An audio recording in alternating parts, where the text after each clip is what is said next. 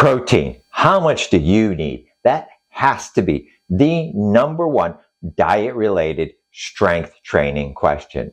Now, I've been doing this for over 50 years, and from the very beginning, I have always heard 1 gram per pound of body weight per day. But is that right? The place to start with protein is the RDA, the recommended daily allowance. The RDA for protein is 0.8 grams per kilogram of body weight per day. That works out to 0.36 grams because a kilogram is 2.204 pounds. Now, 0.36 grams of protein per pound of body weight per day is barely more than a third of the common wisdom 1 gram per pound.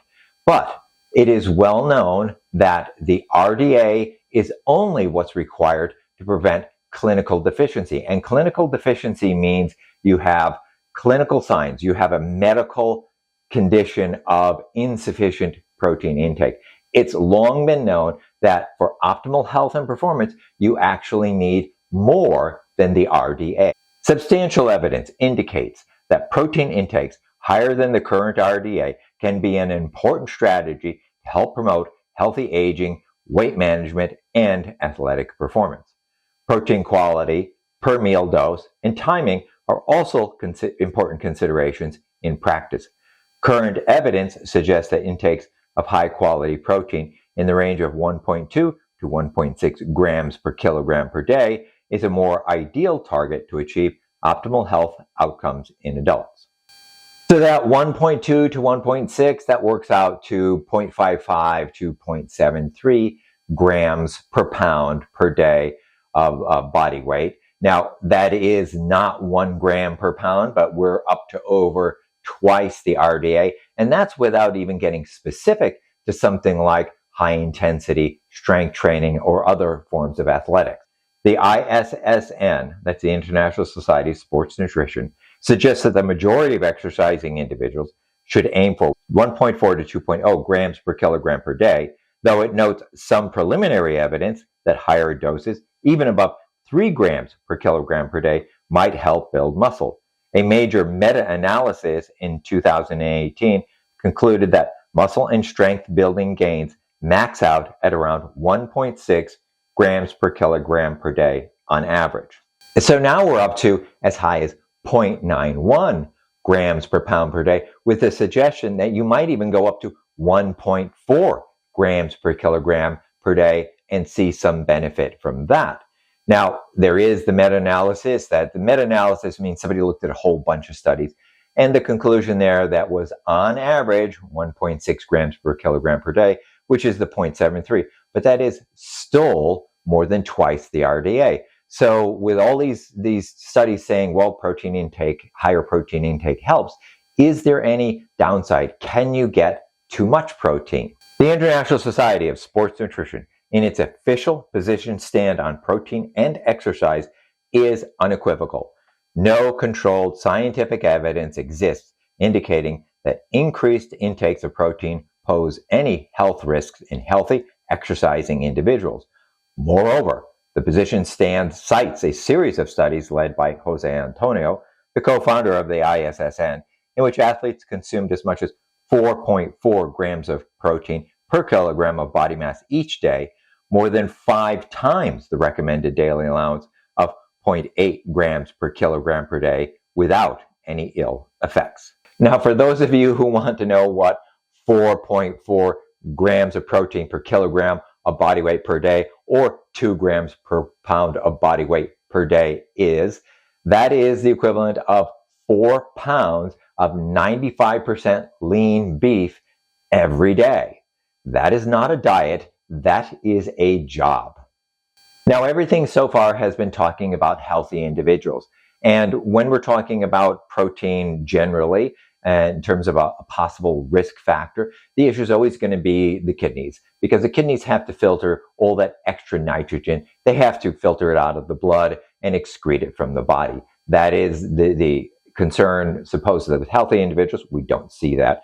But there's also an issue of, what if you have a problem with your kidneys already? What if there's chronic kidney disease? I mean, protein is a very essential nutrient Is there some concern with people who are in that particular situation? As it happens, that balancing act is evident in another new study that was published last month looking at protein intake and mortality in older adults who already have chronic kidney disease. In other words, the group that we know will be hurt by too much protein. The results were the opposite of what you'd expect. The more protein subjects ate, the less likely they were to die during the study. Higher protein intake is associated with all sorts of interconnected benefits in older people. More muscle, stronger bones, less frailty, lower rates of heart disease, and so on. In this cohort, these benefits outweighed whatever theoretical harm protein might inflict on the kidneys. For the muscle-challenged endurance athlete like me, that's a message to keep in mind. The person who wrote that was a runner. So I'd say that is pretty unequivocal. Even amongst populations who might have a higher risk of increased protein intakes, protein is so essential, so valuable, that it is better to get more than to get less. The harm, the risk is all on the deficiency side, not on the excess side. But does that mean you can start slugging down your 4 protein shakes a day? Not quite. The biggest problem I've always observed and actually experienced with protein supplementation is that it's calories being added to the diet, not calories being substituted or replaced in the diet. And there's a perception that, protein calories, well, it's protein. It's like they're free calories. They are not. They are calories just like any other. And if you start adding things into your diet, that protein shake, 1 or 2 protein shakes a day will show up. You will gain weight. Now, that is obviously the goal for most of us. We're all doing everything we can to get as big and strong as possible. And we want to get there as fast as we can, but we want to get there the right way too. And when you just start piling in the calories, you start getting the wrong kind of weight gain, and it shows. I mean, for myself, I stopped with the protein shakes 5 or 6, maybe 7 years ago. And you can see that for me, it's made a big difference. I think it's made it much easier for me to manage and control my calories and my diet by just sticking to regular food. There is some concern with regular food as well, because some protein has a lot of fat. So you have to pick, like with meat, you have to pick the right cuts of meat. You have to trim it well. But overall, I found it easier. I prefer chicken. It's pretty inexpensive. It's easy to prepare. Fish is another good one as well. So what does this all say about the 1 gram per pound rule? As far as I'm concerned, the 1 gram per pound rule is great. I think it works well. It's a very easy thing to remember to calculate. If you weigh 200 pounds, you need 200 grams. If you weigh 150, you need 150 grams. Now, for those of you who are, English measures challenged and you have to work in metric, you can just use, 2 grams per kilogram. It's slightly less than 1 gram per pound, but it's close enough. Same thing. If you're 50 kilograms, you're going to take in 100 grams of protein a day. Do you want to should you be doing the supplements, the shakes and whatnot? I generally say no. There's so much hype around them. There's so much advertising spent on getting you to buy that stuff. You'd think that a protein shake is the equivalent of a workout. It is not.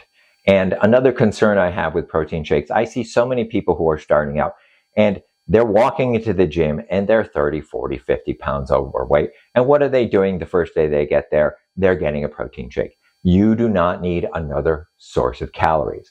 Now, I understand that there is, a certain amount of placebo effect and it's convenient, and kind of that convenience is one of the problems because, again, you could take in all that extra calories without realizing it.